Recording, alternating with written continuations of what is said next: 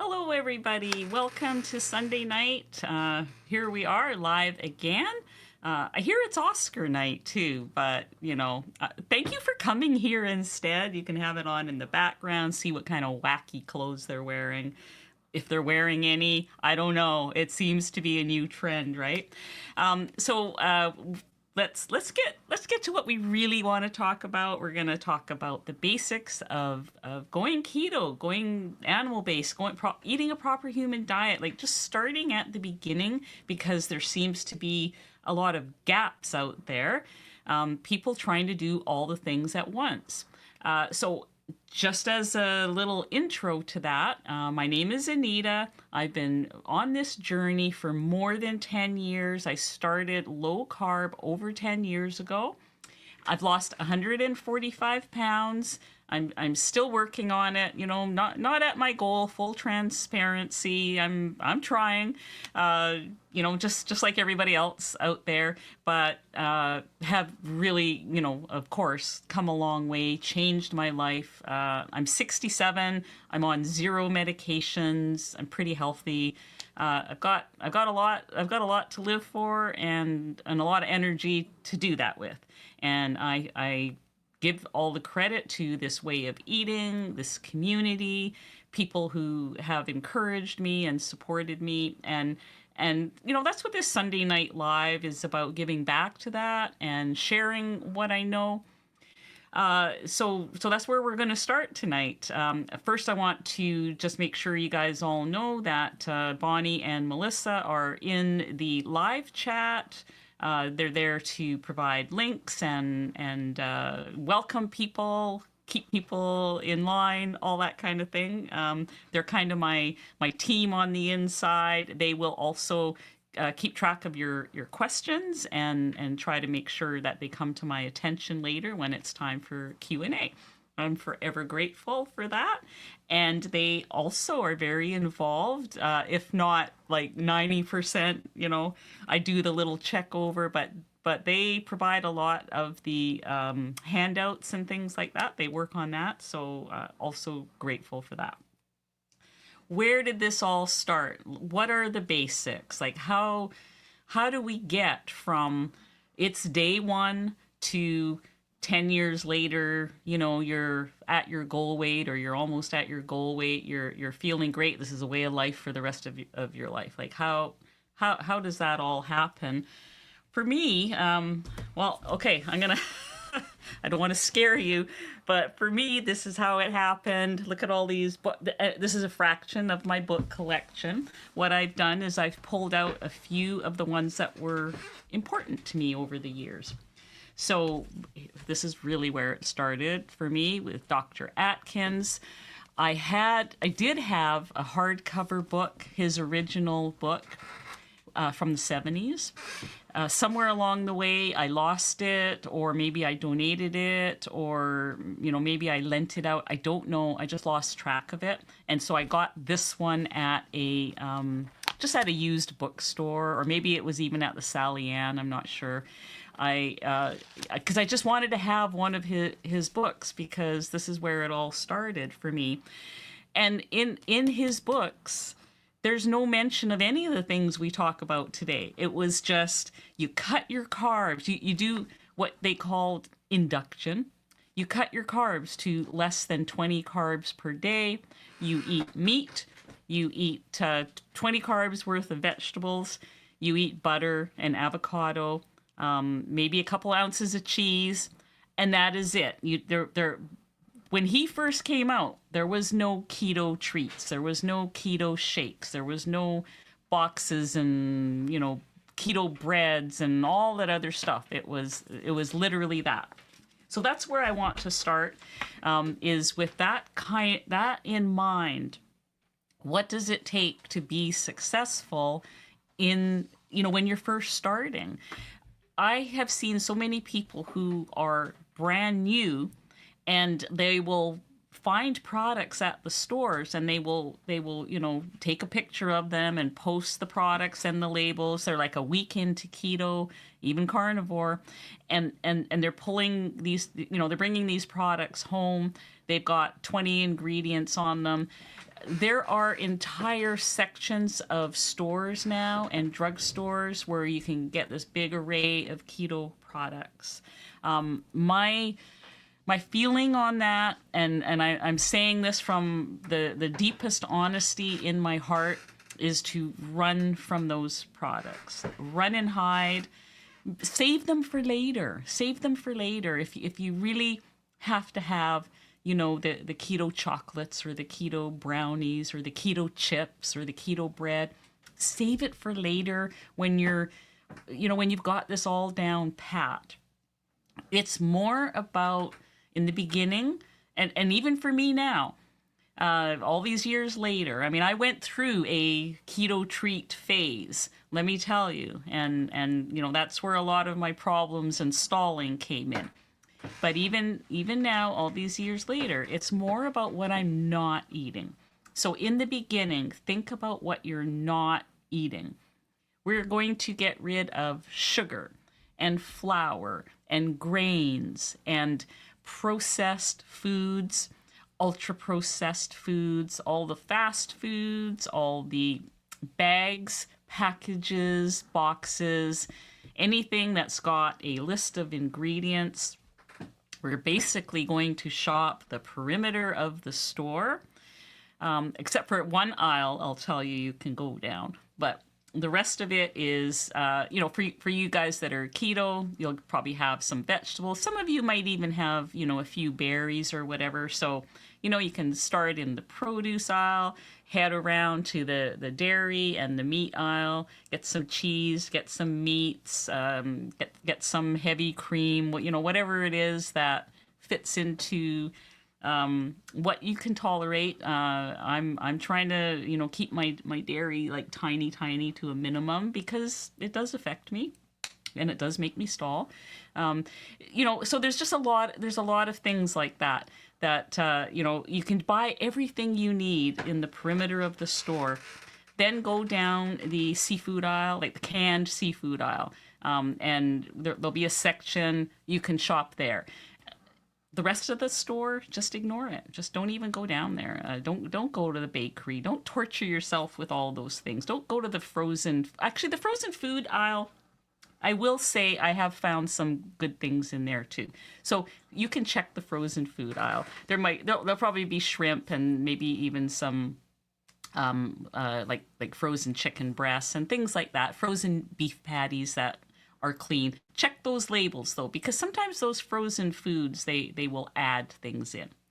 So that is, to me, that if you can follow that, if you can start your new ketogenic way of eating with those parameters, no seed oils. So that's all those salad dressings. Like in Dr. Atkins, he never mentioned seed oils. I mean, he wouldn't have known. This is all, research, new research that's come out since he's passed. And so he didn't have all that. It was just eat butter, eat avocados, eat meat, eat bacon, eat vegetables, low-carb vegetables, 20 grams per day maximum, and that's it. That's what you ate. You ate those things, and people lost weight like crazy. So that, if you can stick to that. But now we know a little bit more. So no processed foods, no ultra-processed, no seed oils. Make your own mayonnaise. It's pretty easy. Butter mayo is delicious. I usually do half butter, half bacon grease. Gives a little more flavor. Very easy to make. I've got a video on it. I've got a blog post on it from my website. All those things you can do yourself. You can make your own. Once you have the mayo, you can make your own salad dressing, or you can make it from cream and some herbs or whatever. All these types of things can be done quite easily. So I do want to mention a couple of handouts we have. We always have lots of handouts from previous live streams, but we've got two new handouts tonight. One is a glossary of terms and abbreviations. So if you're fairly new and you're wondering, well, what the heck does this mean or that mean? What does BG mean? Blood glucose. What does WOE mean? Way of eating. Those sorts of things. ACV means apple cider vinegar. HWC is heavy whipping cream. Like, when you're new, you're not going to know all that stuff. It's all kind of, everything is kind of new, and you feel like with all the inputs you're getting, like for those of you who come to the online community especially, like when I started, there wasn't really an online community. You read a book. You called your friends on the phone, like we're talking 70s and 80s, and you chatted about it with those that were in your circle. You didn't come to a community like this where there's thousands of keto influencers, and now there's thousands of carnivore influences, and they all have different opinions about what you should do and what you shouldn't do, and they all come from different backgrounds, different health issues, different nuances and context, and it can get so confusing. So it really helps to get back down to what is the basic, like where did this all come from? Who made this up? And I can tell you that when I first started, I found out about keto from a friend. I was doing low carb. I was doing the Atkins already, but then I found out, about keto from a friend whose son was epileptic, was having seizures every day, and he was on they put him on a medically supervised ketogenic diet where his parents literally weighed and measured every mouthful that kid ate, but he went from having hundreds of seizures a day to 0. And it basically saved his life and his brain. He was able to, after that, hold down a job and drive and do all those things that were not going to be possible for him. That was kind of a miracle. And at the time, I remember thinking, wow, like that sounds an awful lot like a low carb diet, because this kid was eating heavy cream and butter. Like he was about 85% calories from fat. Certain meats, it was a strict high fat ketogenic diet. And that's kind of where, I first became aware of this and how a keto diet started. And then I started to see things online and started to learn more. And I'm one of those people, I love to read. I'm a voracious reader. So I started getting the books. All the stuff that I talk about on my channel, all the things that I practiced, all the things that I try to, bring here, I didn't make this stuff up. And it's not just my opinions. I mean, I read the books. So here's another good one. This one is called Why We Get Fat, Gary Taubes. He also wrote a book. It says here, author of Good Calories, Bad Calories. I never did read that book, but this one caught my attention. Very good book. Another favorite, Ben Bickman, Why We Get Sick. Oh, sorry, it looks a little bit weird on the green screen here. Excellent book about insulin resistant. The book is actually blue. Dr. Baugh's Keto Continuum. This one is really easy to read and understand, to understand ketosis and ketones and why we measure ketones. Canadian author, Canadian doctor. These are all doctors, by the way, and people that have credentials. They're not like just people off the street. The Obesity Code. Dr. Fung, he's a very prominent kidney specialist here in Canada. He's written several books. This is a very good one. More doctors here. These guys have PhDs. These are not slackers. The Art and Science of Low Carbohydrate Living. Dr. Volek and Finney. They're very famous in the low carb world as well. And Dr. Westman, who's a favorite, a lot of people I know who do keto follow his page 4, what they call the page 4, and it's very close to the Atkins diet, the way the Atkins diet was. So this is Dr. Eric Westman, End Your Carb Confusion. Like I said, this is a fraction of the books I have on my shelf. I feel like I'm reading a new book on this subject, at least 1 or 2 a month these days. But that's, all that information has been spinning around in my head for these last 10 years. And so when I come onto these live streams or, as a guest on someone else's thing or just in my videos, I try to share that. I just try to share what's worked for me and what what hopefully can work for you too. So my journey, of course, everybody knows, has not been perfect. I've had some ups and downs. I've had some backsliding as I go. I'm just a human being. I wish that my story was, well, I started on this keto diet and 2 years later I was at my goal weight and never looked back. That isn't my story. My story is one of struggle, making mistakes, learning from the mistakes, and I just keep trying. I just keep going at it. I know that I will eat on the proper human diet spectrum somewhere for the rest of my life. Right now, I am doing carnivore. I don't plan on changing that. I just seem to need tweaking. My body seems to need that metabolic confusion that comes from changing things every now and then. And I honestly don't think there's anything wrong with that. If you are a person that is listening to this and you have been able to just start, at this point, I'm going to eat this and I'm going to do this until I get to my goal weight. If that's been successful for you, don't change anything on account of anything I say. You do what works for you. But if you're one of these people who's like, well, I did low carb 20 years ago and now I've tried keto and it's not working for me this time. There's reasons for that too. We did a live stream a couple of weeks ago called Why Is It So Damn Hard the Second Time Around? You can go back and watch that, but there are reasons for that. And there are reasons that some people cannot just follow the same thing from point A all the way to point B. There's things that go on in our bodies that we don't always know what they are. And it is a good thing to just be eating the proper human diet. It does not have to be carnivore.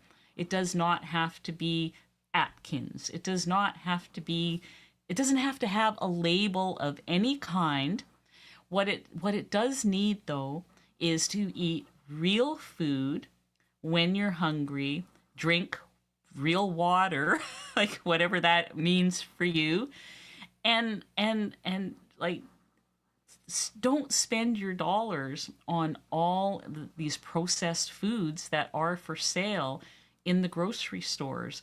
Try to just buy things that have one ingredient, or normally they don't have any ingredients on them. They're just, a package of meat does not say meat. If it does have ingredients, be careful because there might be stuff on there. And I'm talking about, there are some meats that a lot of people who are keto and carnivore do eat. Bacon comes to mind. Bacon can be controversial for some people. So there is a list of ingredients on bacon. I count bacon for me as a processed food, and I have to eat that with caution. Some people eat it all they want and they do really well on it. I'm insanely jealous of those people. But, good for you. That is fantastic. But I can't. It's almost a bingey food for me.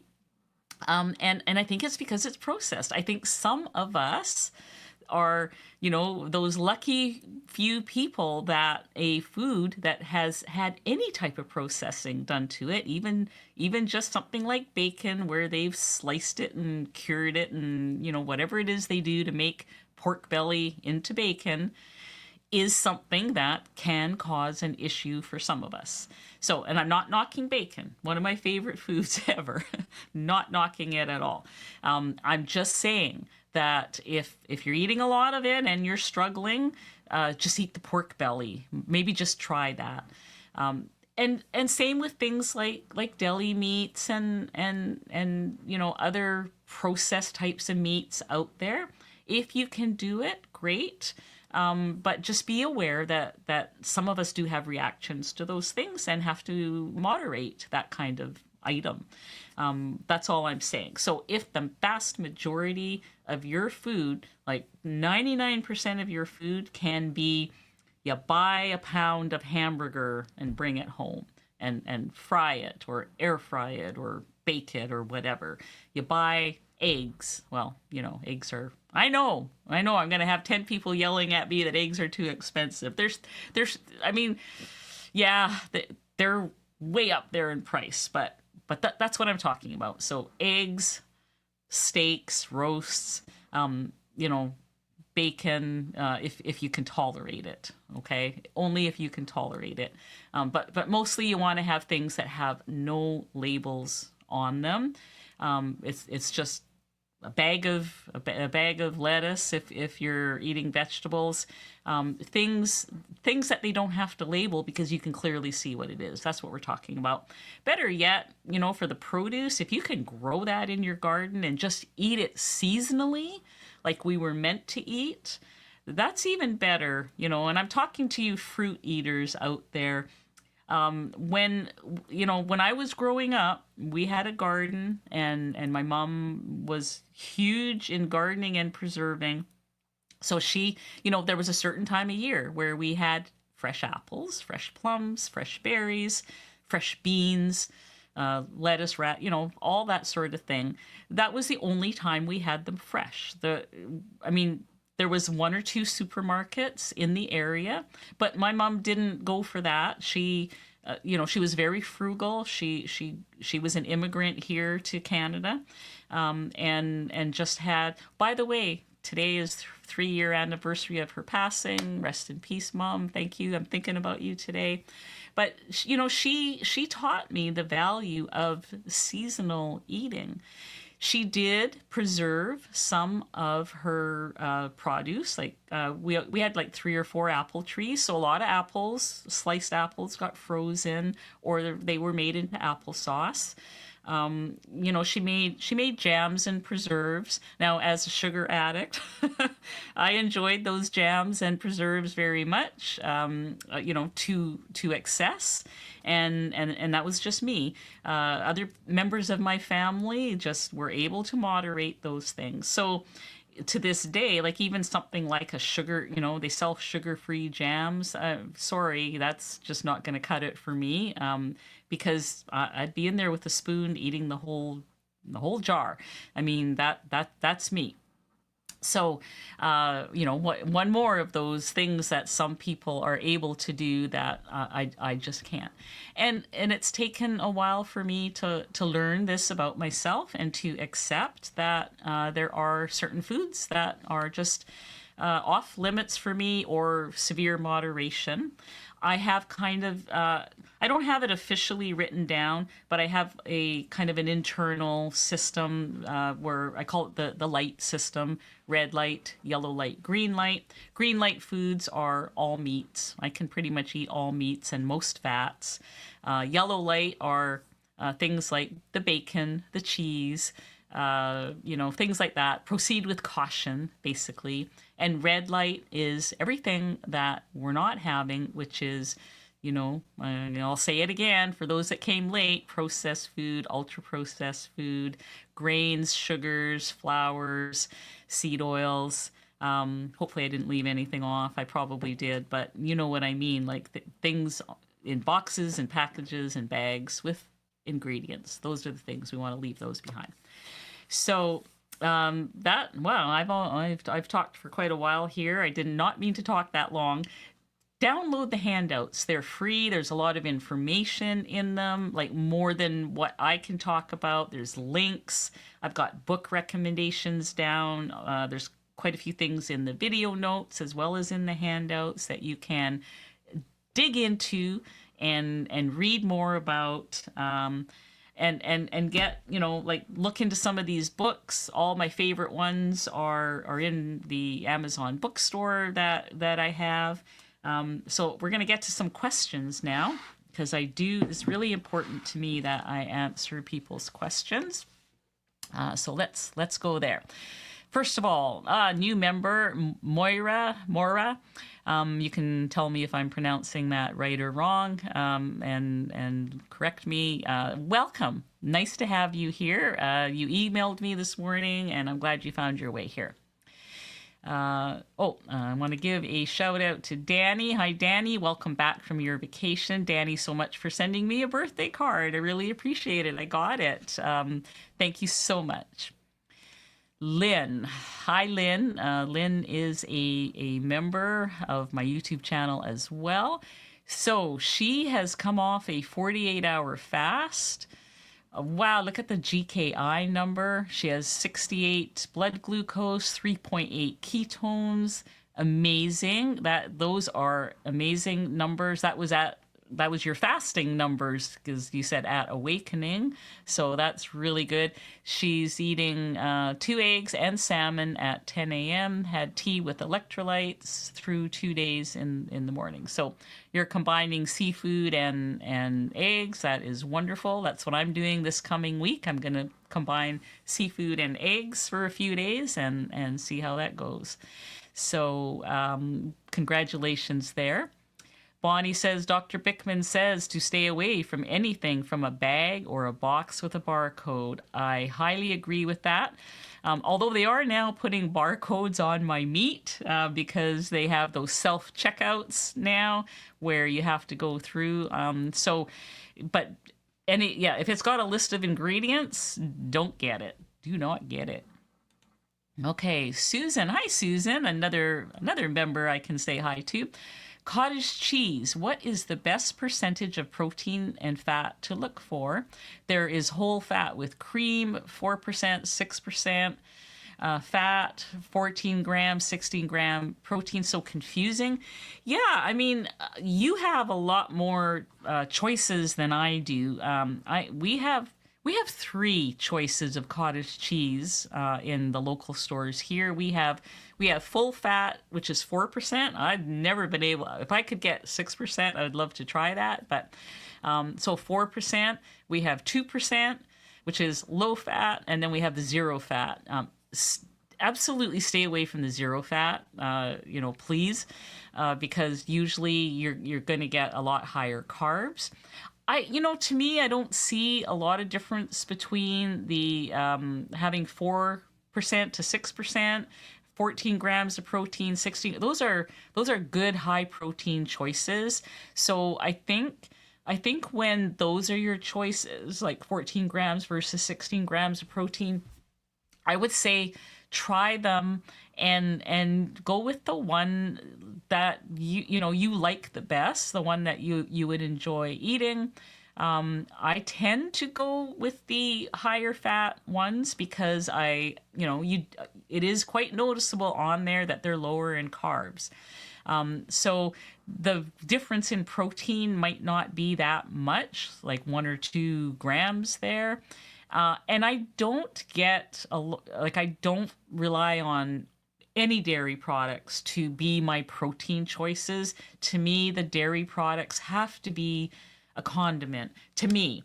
So if I was buying cottage cheese, I would know that, okay, I'm going to use it as an ingredient in a recipe maybe, or maybe I will have a 1/4 cup on, next to my steak. Like, to me, that's a condiment. And so it doesn't really matter if I'm getting the 14 gram or the 16 gram of protein, because I'm eating that steak or that pork or chicken to get the bulk of my protein from. That's how I personally would look at it. So go with the one that you like the taste of. Have I ever had an interview with Ben Bickman or Dr. Boz? No, I haven't. I have spoken to Dr. Boz. I met her at KetoCon, and she's actually going to be on the cruise, the low carb cruise that's coming up. And I can't remember if Dr. Bickman is going to be there or not. So maybe I will be able to talk to them and invite them on. Those are two people that I do pay some attention to and admire. Christina, I want to practice fasting for Greek or Orthodox Great Lent for 40 days. It is a strict fast, avoiding all animal products. Any suggestions for low carb eating for this period? So it's a fast that allows food other than animal products. Maybe you can clarify that, because 40 days of fast. I don't know the Greek Orthodox Great Lent, what that practice looks like. Maybe you can clarify. Is this a fast that allows food? Like I know during Ramadan, for example, people fast throughout the day, and then when the sun goes down, they're allowed to eat. And I'm wondering if that's a similar situation. I don't really know enough about it to advise you on that. Health costs are expensive, so buying eggs are worth it. That is such a good point, Susan. Because I am getting, there have been some people trying the egg fast, which many of you know. I've been very involved with the egg fast in the past. I have, my Amazon book, and I have so many recipes for egg fast on my website. And I see the pushback about the prices. It's too expensive to do an egg fast. Well, they've gone up. There's no question they've gone up. But still, when you compare the price of eggs versus the price of medications for diabetes and for joint pain and inflammation and all those other illnesses, it's still a bargain, in my opinion. I'm going to buy the eggs. So there we go. Christina, thank you for that. It was, it's just, she's my why. She is my big why. I do believe she would be proud of me. Thank you, Susan. She had those last 5 years of her life. She had dementia before the last 5 years of her life, but she was officially diagnosed 5 years before she passed. We all knew that things were not quite right, but because at the time I didn't really know much about dementia and how it manifested itself, there were days I thought, oh, that stubborn old woman, I just want to wring her neck, not knowing that these were things that she couldn't help. She could not remember that she had said she was going to do this. She could not remember that we were coming over or we were going to do this or anything like that. Like, these were all things that I would be so frustrated about just because I didn't know. And now I do know. And during that time, you can bet that I read a whole lot of books also on, from many doctors who do prescribe low carb eating, carnivore, ketovore, proper human diet eating to people who are having dementia symptoms, early cognitive decline. Alzheimer's can start 20 years before you see the first real symptoms of it. So that's a scary thought. So that means, she was officially diagnosed around the age of 80, 81. So that means that she was, this was happening in her 60s. I'm 67. So I am doing everything I can to avoid anything that might contribute to dementia and Alzheimer's. That includes big risk factors are alcohol, sugar, being diabetic, being type 2 diabetic, these sugar swings, we have to get them under control. We have to do everything in our power to keep our sugar stable if we want to avoid dementia 10 years, 15 years, 20 years down the road. We have to get out there and do some movement, even simple walking, getting the fresh air, seeing the sun in the morning and again in the evening. Sunrises and sunsets have become very important to me. And we need to socialize. We need to laugh with our friends, talk with our friends, whether, and I know things have changed, and some of us live in big cities and we live far away from people we know, and we can get isolated, but like even being face to face with people in a Zoom meeting, where you're talking to each other, go to church, interact there, go to your community, local community centers, join classes, go to Aquafit, like just do things where you're with other people and you will see them face to face and talk with them. That just does so much. That does so much to keep your brain stimulated. Learning new things, all of those things. I just highly recommend that. No matter what age you are, pay attention to them. And also, no matter what age you are, it's never too late to start. And to, if there is something developing, you can stop it in its tracks by getting off the sugar, the seed oils, the processed foods, the ultra processed food, the grains, all that stuff. If you can get off all that stuff, you're gonna stop it in its tracks. There's a guy who runs a nursing home, I want to say Hal Cramner or Hal Kramer. He was on Dr. Chafee's channel, and he did this for people who were, their kids were bringing them to the nursing home because they couldn't take care of them anymore. Some of those people ended up going back home because they got well again. And so many people, once you get to a nursing home, that's it. You think that's it, but it doesn't necessarily have to be. So I can't even tell you enough how much. And I know I got onto a real tangent here, talking about my mom and about my why I'm doing this, why I want as many people to know about this is because of my experience with her. Linda, I have a sweet tooth too. Do you use allulose syrup or are you off sweet taste completely? I am off sweet taste, but if I was to have something, I would definitely recommend allulose. I'm kind of annoyed that it's not approved in Canada, but you can still, if Canadians, those of you who are out there, I buy it from iHerb. Like when I was buying it, I would buy it from iHerb.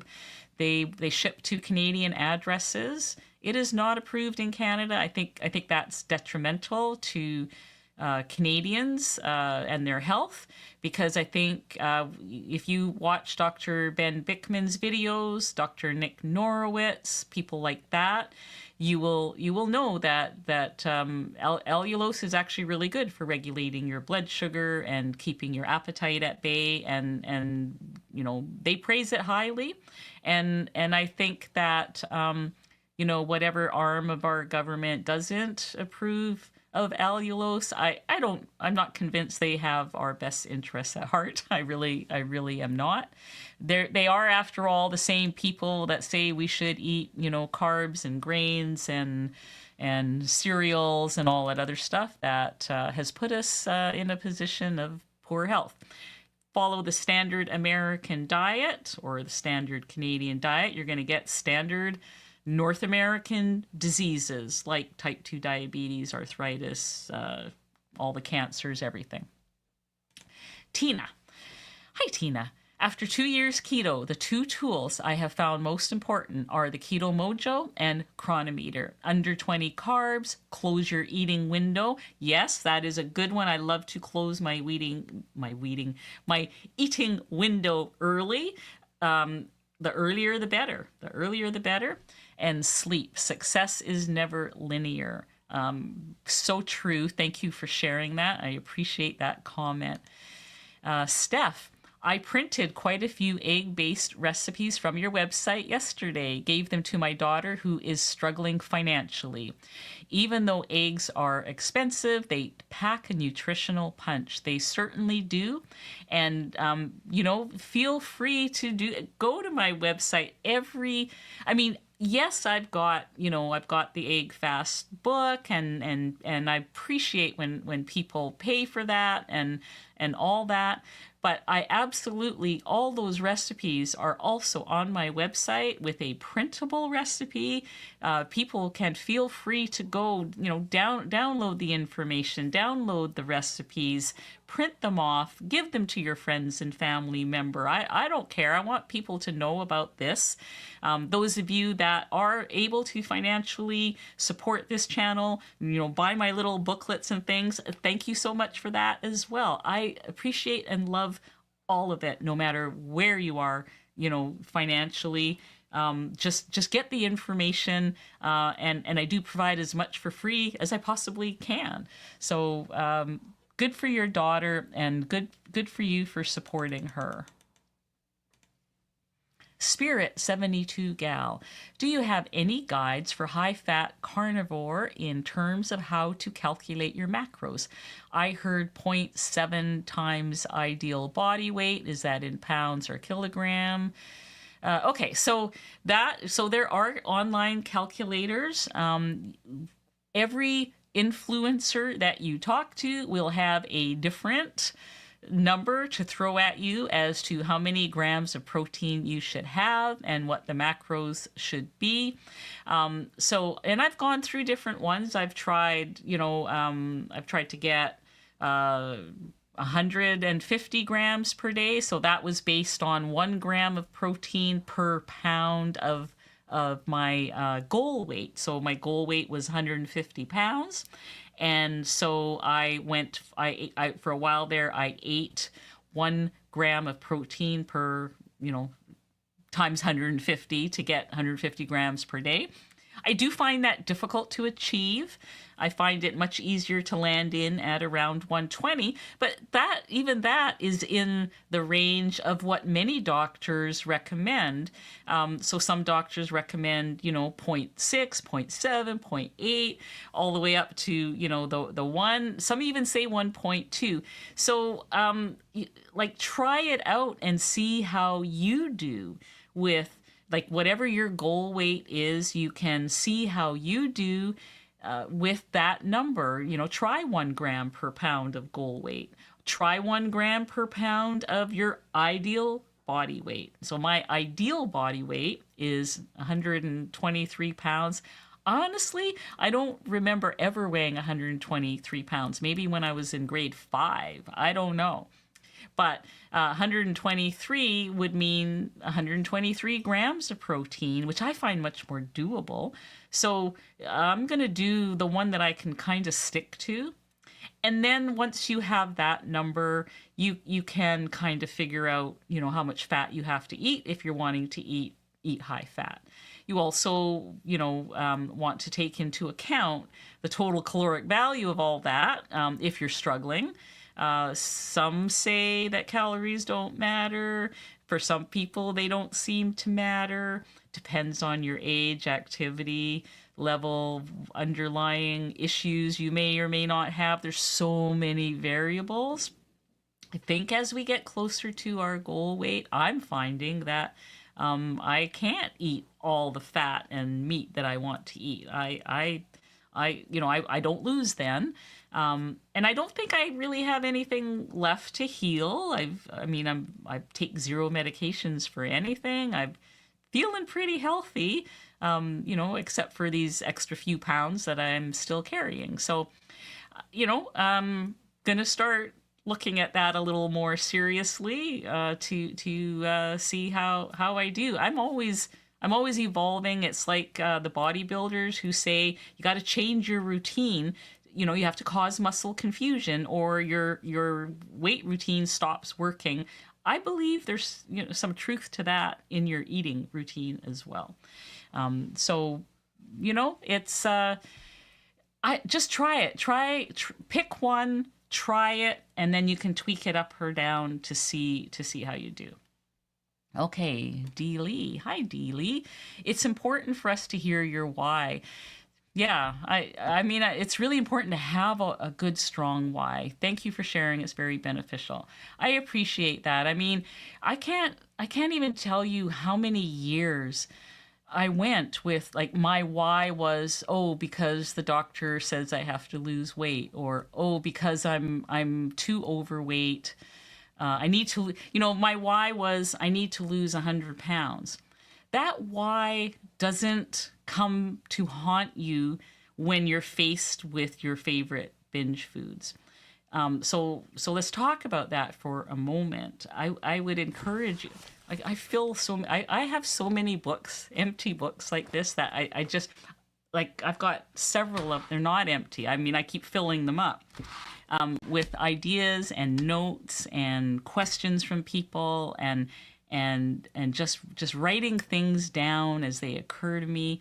And this is, writing about your why is one of the most important things you can do. Take pen to paper and write about and try to go as deep as you can, because doing things like putting a post-it note on my, this is something I used to do, put a post-it note on my mirror with a goal, lose 10 pounds this month. Can I really control the scale? Like, I feel like I used to think I could control the scale by putting these numbers to things. But you can do everything right and lose only 1 pound. You can do everything wrong and lose 10 pounds. Like, the scale is sort of the last thing that I look to now for my validation, because it is not a reliable source of validation for me. It's how my clothes fit. It's what kind of energy do I have to get through all the things I need to do in a day. It is so many other things besides the number on the scale. I can follow a perfect set of macros. I can follow it for 30 days and lose 2 pounds. Somebody else can take the same set of macros, follow for 30 days, lose 20 pounds. Like we just can't control. We can't control numbers. So for a why to be, because I need to lose 10 pounds or I need to lose 100 pounds, it isn't enough. It has to be something that you feel in your gut, and you just feel it at a very visceral level. It has to be something that gets you emotional. It has to go really deep. And so I encourage anybody who is struggling to write about that. Write about your future self, maybe where you that would be a good way to start. Where do you, we did a live stream recently. Where do you want to see yourself in 10 years? That was one of the most powerful live streams for me in a while, because of my audience. My audience are people who are in their 60s, 70s, 80s. I had 70 and 80-year-old people in the chat saying, well, in 10 years, like I'm 85 now. If I'm still alive, I want to still be outside. I want to still be moving. I want to still be following this way of eating. I just found it so motivating to know that people are choosing health no matter how old they are. And boy, if you haven't seen that one, I honestly think it's worth going back to watch that live stream. And I honestly think it's a good exercise for people who don't really know what their why is, to think about your future self and where you see your future self in 5 years, 10 years, 15 years. So definitely encourage that. And thanks for that comment. And how do you maintain patience when you're at a weight stall? It's hard. Yeah, it is. I've been watching you faithfully for over a year, and you say you've lost 145 pounds. No change in a year. Oh, well, my weight never stays the same from one day to the next. It is up and down. I'm celebrating that I've stayed around 145 pounds loss for a year. That is cause for yes, I have more to lose, but I have maintained this huge weight loss for a year. My closet is filled with clothes that are all the same size. I don't have to go buy bigger clothes. I don't have a pair of skinny jeans that I used to wear when, I was 10 years, 20 years younger that I'm beating myself up over. I have clothes that I can take anything out of my closet and put it on and know that I can wear it. I'm maintaining, and that, some people might find that frustrating and go, well, you should have lost the rest of your weight by now. I don't care. I've maintained 145-pound weight loss. I've got all the time in the world. I've got the rest of my life to lose the rest of this weight, and I will lose it. I don't know when. But I will keep doing the right things. I will keep doing what's healthy. Do you think that if I get impatient and go, this isn't working, I'm going to go back to standard American diet? Do you think I'm going to get to my goal weight ever? No. I'm going to put that 145 pounds back on. So for me, this is a cause for celebration. Yes, yay, I have maintained 145 pound, give or take a few pounds.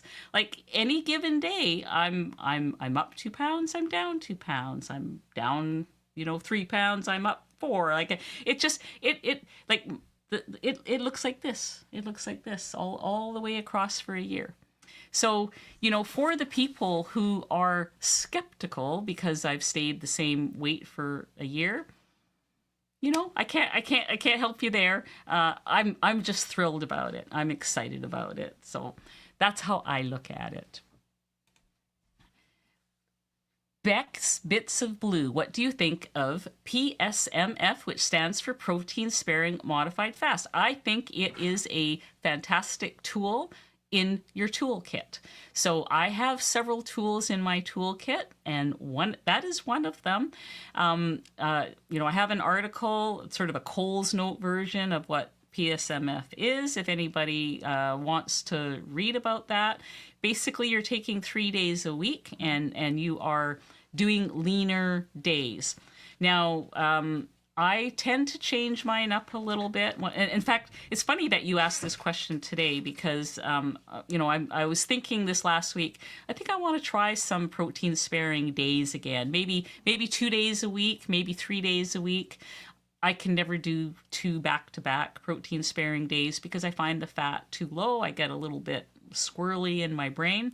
But I think highly of it. I think highly of all the work that Maria Emmerich has put into this. She didn't invent it, by the way. Some other doctor did back in the 70s. It was a diet plan used for bariatric patients to get them down in weight. They were hospital supervised on PSMF to get down in weight before they had their surgery.